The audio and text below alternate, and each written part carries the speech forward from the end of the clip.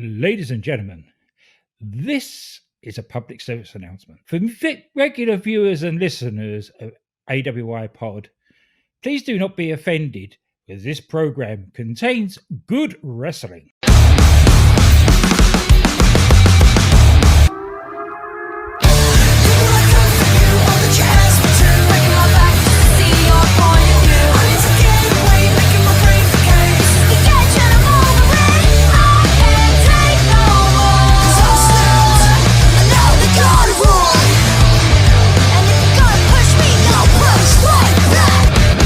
Hello, everybody, and welcome to another edition of A Cup of UK Heritage. I believe this is episode 9. I could totally be wrong about that, but I believe it's episode 9.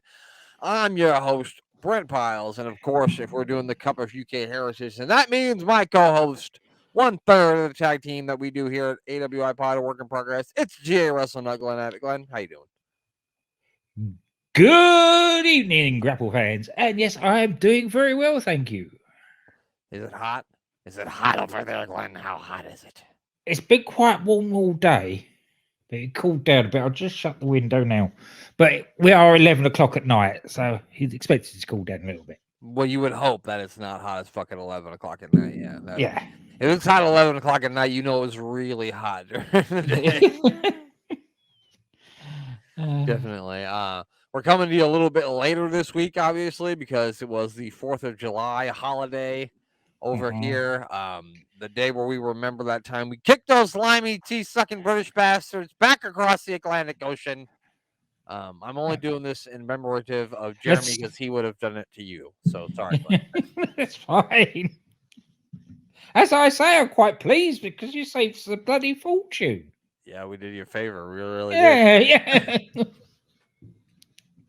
We had all the US debt piled on us even to this day if we had got your independence. You don't want that, Glenn. It's a mess. Exactly. Well, the good news is the 4th of July came and went, and I have all of my fingers, toes, and other extremities, and so do both of my children. So that's all that we can hope for when that happens. Also, Glenn, I think we'll probably talk a little bit more about this tomorrow or today when you people are going to view this, because we'll be recording a new episode of the Mayor of Superstars tonight, which we're on the road to WrestleMania 9. It'll be the last episode of Superstars before we start watching WrestleMania 9, so you're not going to want to miss that. Big premium live event this weekend, huh, Glenn? Certainly. It was. It was excellent as well. Yeah, there's not a match on that show that I can look at and say, well, that wasn't good. Not one. And unfortunately, you're still the champion by getting another draw. What can I say, Glenn? What can I say? Sometimes it's better to be lucky than good, Glenn. What can you do? It's like trying to battle the Nation of Domination with you. You never get a clean win, but you never lose. It's kind of funny how that works. I even tried to tell you guys to do a tiebreaker, but we just didn't do one. And so you can't blame me because I tried to fuck myself out of the championship, but you wouldn't let me. For some reason, there didn't look any way with our all different picks that was going to be a draw. Yeah, no, I didn't think so either. We managed it. Oh well, never mind. We figured it out. As I say, we talk about that when the mayor's here as well, I'm sure. We will talk about the moment where I went total 10-year-old child in my living room and completely lost my fucking mind. We'll talk about that tomorrow with the mayor. Yeah, good Lord. I'll just say this. I wish that I had like a camera in my living room so I could have recorded my reaction, because it probably would have went viral because I lost. I tell you what, if we were doing a live reaction show to that, you would have seen the pair of us going apeshit. especially when he came out there and basically announced that they're going to give us WrestleMania at some point. Yeah, they wouldn't have had him come out there and do that if they wanted, you know. No, of course not. No, you don't will John Cena out and say, we're going to torment you by saying that I want you to have a WrestleMania, but the powers that be might not do it. Yeah. They don't want to really wow you up. And I said this on Twitter.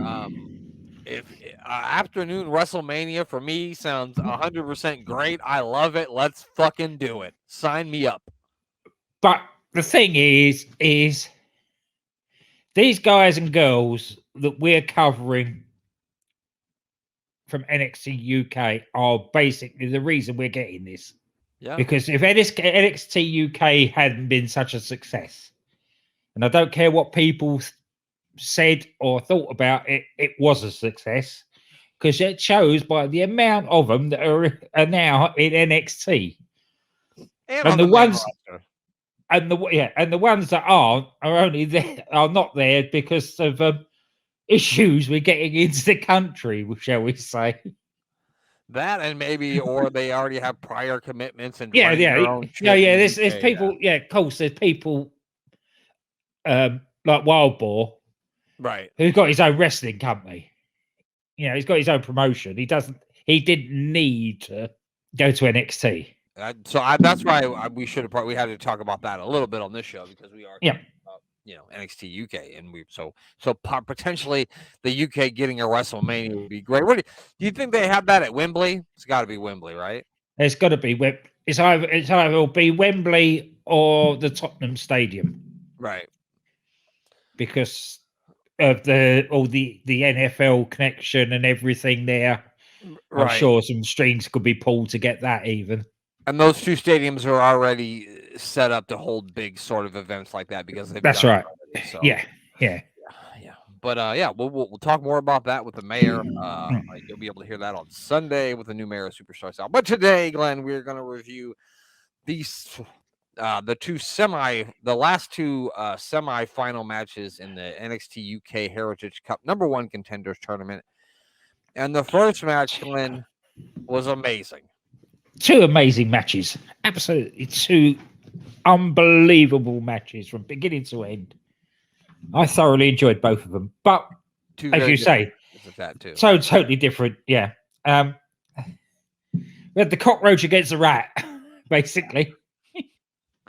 In the battle to see who is slimier and nastier, Noam Dar took on Kenny Williams. For the first bell, the pair of them couldn't have got any slimier if they'd tried. With Dar tormenting Williams, and then Williams pulling Dar's hair, and a lot of John back and forth, and a lot of one-upsmanship in the first round here, which was basically went on through most of the round until there was about 40 seconds left. I know that we're used to in the first rounds of these matches. You get the usual arm bars and headlocks and the feeling out. So what does Noam Dar do when he's got Kenny Williams in a headlock? Basically, what they would technically call a rest hold. But he's not resting. He's rubbing his forearm across Kenny's nose. Of course. Just tormenting him all.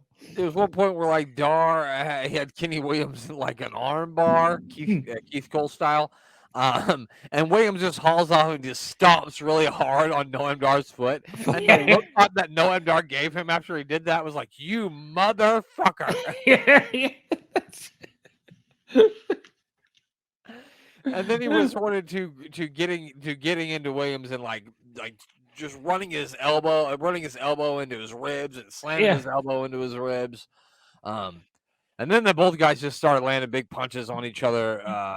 And even just after the bell rings, both of them being slimy and cheating, both go for a punch right after the bell ring. Because they've both got history of this in earlier rounds, hitting people after the bell. So they both go for it. And the timing of that was so perfect. They both punched each other right in the face at the same time. It was just perfect timing. Dear.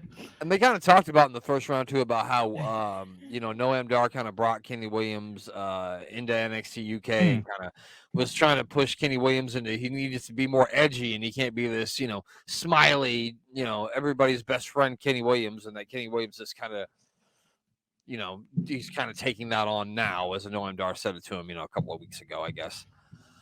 And then we head into the second round. Williams starts this round off very strong. The second round lands a lot of big punches. He starts like thrusting all of his weight into the lower back of Noam Dar. There's one bit there where, excuse me, Noam had his back to him, and he drop kicked him in the back. Yeah. And of course, that at that point, they get Nigel McGuinness goes with his usual name dropping. Yep. Was it Jim Breaks and Tony Sinclair? Yeah. For some reason, I know Jim Breaks. Some of the things they were doing were very sort of Jim Breaks style cheating, but. Yeah, and then so at one point, Kenny Williams kind of like feigns a knee injury, but ends up being all bullshit. Noam Dar runs towards him, and Williams rolls him up and uses a big handful of tights to get the 3 count. And Kenny Williams goes up 1-0 in the who can cheat more contest. Yeah, that's there's no one goes to the referee. He's fighting it. The referee's holding Noam back. Kenny's there laughing. Yeah. And Noam's telling him, Noam Dar's telling the referee, he's laughing. He's not funny. Because he loses his temper, he gets rolled up. And of course, the handful of tights always helps. Yeah, of course. Yeah. The third round begins, and Kenny Williams still keeping control of this round he gets out of the ring at first. Dar chases him out. He gets back in. When Dar gets back in, of course, he kicks him in the back of the head. He even takes his fingernails and runs them down Noam Dar's back 2 or 3 times during this round. It was a dominating early part of this round for Kenny Williams. Yes. Yeah. And then, as Noam does, he starts working on Kenny, beats him up a bit, and he's about to pin him, and Kenny gets saved by the bell. Well, no, he locks him up in a knee bar. That was it. Yeah, the submission, and he gets saved by the bell. Williams, before he locked him in the knee bar too, he just about got the win too. Williams did with another roll up. Yeah. Yeah, but then Dar locks in the knee bar, but then the bell rings, and so we will head to the 4th round with Kenny Williams still up 1-0. Seems to be a running thing with Noam Dar that he's down going into the later rounds and these things. Yeah. Yeah. And of course, something we forgot to mention at the beginning, he hasn't got a second. Right. Neither of them had seconds in this match. Well, nobody likes Kenny Williams, so he's not going to get one. No. And Noam Dar has abused every second that he's had that hasn't been Charles Samuel. So there was no surprise there that he didn't have a second, but I was surprised that Shaw hadn't shown up. I think they said something at the beginning along the lines of Dar wants to prove that he can do it without any help, and that's why Shaw Samuel just been out there. And of course, that was Nigel that said that. You know, Nigel's good at dropping those subtle things. Yeah. So, Dar hits a big kick to the face to Kenny Williams. It looked like it rang his bell, that one. It really did. He then tries to go for the pin and put his feet up on the ropes, but the referee catches him. So that doesn't work. And then while Dar's kind of arguing back and forth with the referee, Kenny's trying to do his turnbuckle. Yeah, first Kenny charges at his knee and takes out Dar's knee, and then that's when Kenny goes for the turnbuckle pad. And while he's doing that, Noam Dar kind of rolls over and grabs Kenny Williams' water bottle, because Noam Dar, being the slimy guy he is, knows exactly what this slimy Kenny Williams is thinking, because whatever it is that you think you are, Kenny Williams, I am. So I just always had to get that in there because that was a great promo. So the ref goes over there to try to put the buckle pad back on. Kenny runs over to try to get his water bottle, but it ain't there, is it? No. He turns around and gets crushed on the head with it. No, Dar threw it at him, Eddie Guerrero style. That's it. Yeah, he did the old trick, didn't he? Of course. Yeah. Yeah, he threw it to him. And while why the referee decided whether to disqualify Williams or not. Noam locks him in the Supernova 2 shirt knee bar. Yep, and gets the tap out, and of course Dar holds on to it a little bit after the bell because that's what Noam Dar does. Of course. So yeah, that was really good storytelling, and like the subtleness of it too, because you can see at the end of that round, Kenny Williams takes a drink of his water bottle, and he has the person who is doing a corner for him put the lid on it, and then he sets it on the ring steps and gives it a good look at it. So you're like, oh, he's planning to do what he did last time because that's how he won his last match. But you can't outsmart Noam Dar because he's too smart. So that's right. We start round 5. Noam's weakened Kenny's knee with the knee bar in the previous round.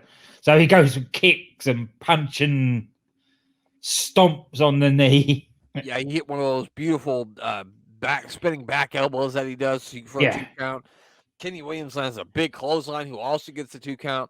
Kenny Williams then starts mocking Noam Dar like he's going to go for a Nova roller. And at this point, I'm like, well, he's going to lose because you shouldn't start mocking the Supernova. No. And then when he tries to run for the Nova roller, Dar rolls out of the ring. Yeah. Kenny goes out after him.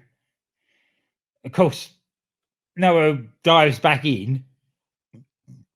And for anybody that's not watching it, if you remember how, what's his name? The spooky guy. Dexter Loomis used to come out under the ring.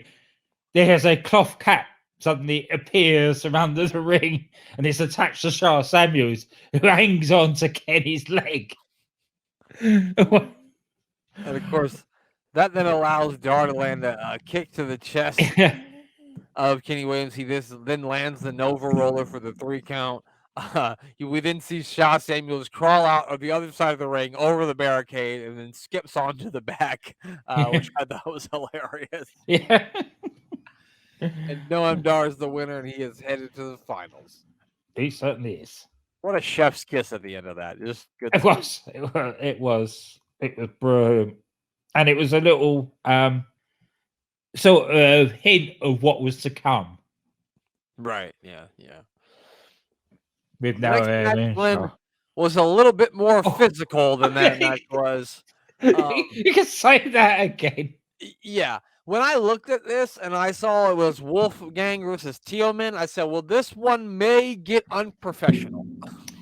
Yep. And as I told you last week, as you were aware of, Teoman was trained by Walter in XWA. So he knows how to lay it in. And take it. Both guys, yes. Both guys know lay it and take it. Yeah. Yeah, you got a hard man from Glasgow against a hard man from Germany. This is it was violent. It definitely was. Wolfgang uses his power and size advantage on Teoman to kind of take advantage early on.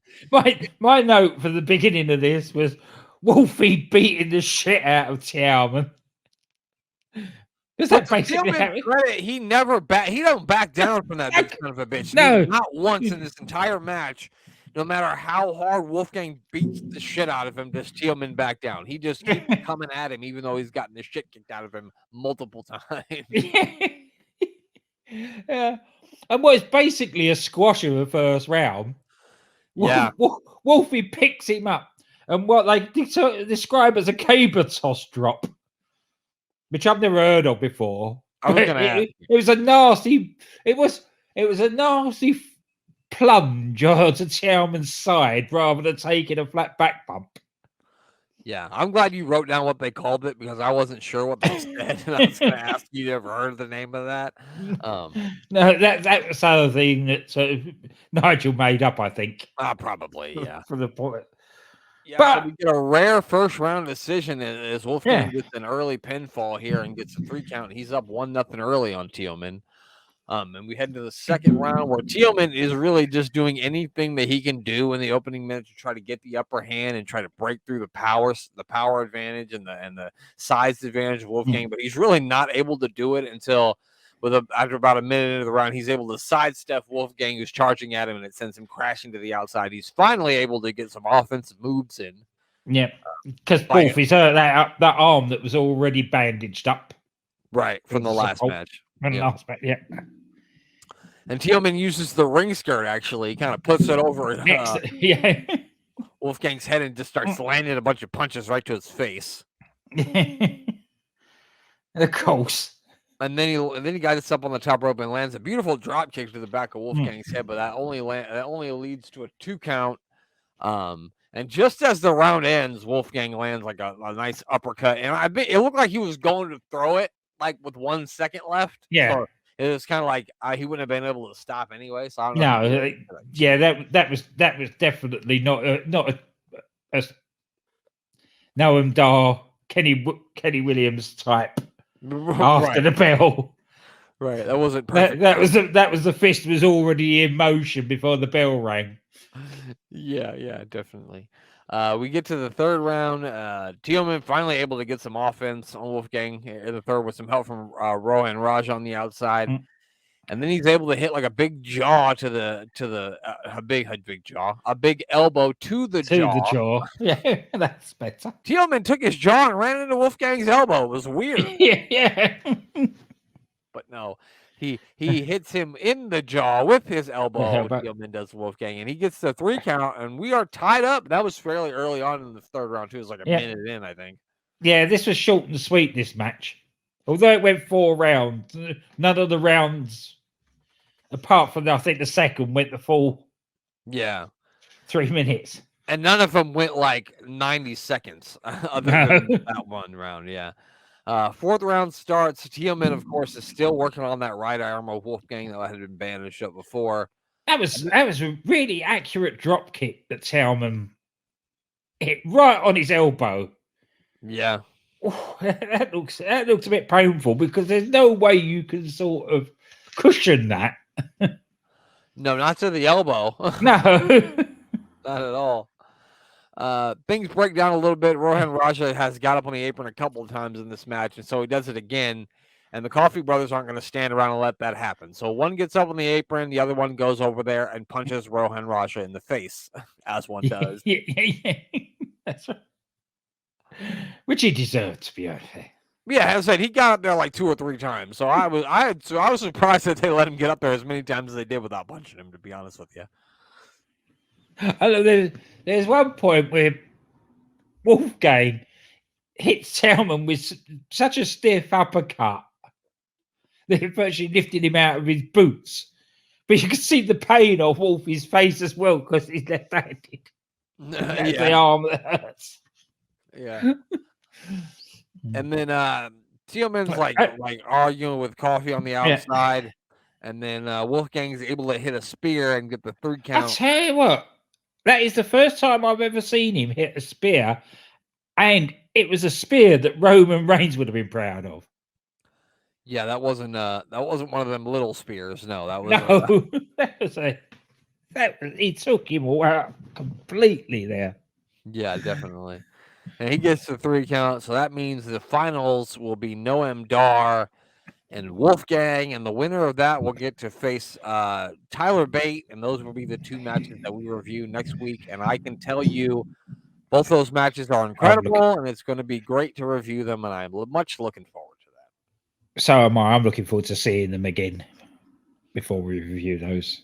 Absolutely, pal. Absolutely. Well, Glenn, that's it for this episode. What do we need to plug before we get out of here?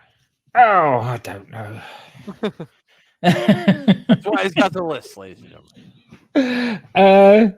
I'm booking the territory with Rob and Danny. Bang Bang with Andy. DDT with DC and Doc. And the Doctor Who podcast for those that are into sci-fi with Danny and Si. The Doctor Who podcast for those who are into sci-fi with Danny and Si. Like I did that? Yeah, that's about it. Anyway, make sure you check out SportsWire Radio. Give our buddy Thomas Bryce a follow on Twitter at Thomas Bryce 2017 or at Thomas Bryce 2020 on Instagram. Give their Give their YouTube page a follow to SportsWire Radio. Give our YouTube page a follow. We are at 140 subscribers. We're trying to get to 200. We're trying to get to 1 million, but we're trying to get to 200 first. Yeah. And make sure you give our the third member of our team, the mayor of Canton, a follow on Twitter at mayor of Canton. And make sure you check out A Meal with the Mayor every Wednesday. Did he put one out yesterday? He probably forgot it was Wednesday. I sure did. Yeah. I don't think he did. I think it's been a strange week. So yeah, you got to give us Americans a break. We thought Wednesday was Monday and Monday was Wednesday. So yeah. Well, that's it, Glenn. Now that's what you get. That's what you get for having a holiday on a Tuesday. That's true. That is true. That's the worst part about having a holiday on a Tuesday is you have to go back to work on Wednesday. Hey, you're working Monday and Wednesday and have a day off on Tuesday. It's a bit strange. Yeah. What can you do? What can you do? But yeah, that's gonna be it for us. And the only thing left for us to do is to have Glenn say goodbye. Goodbye.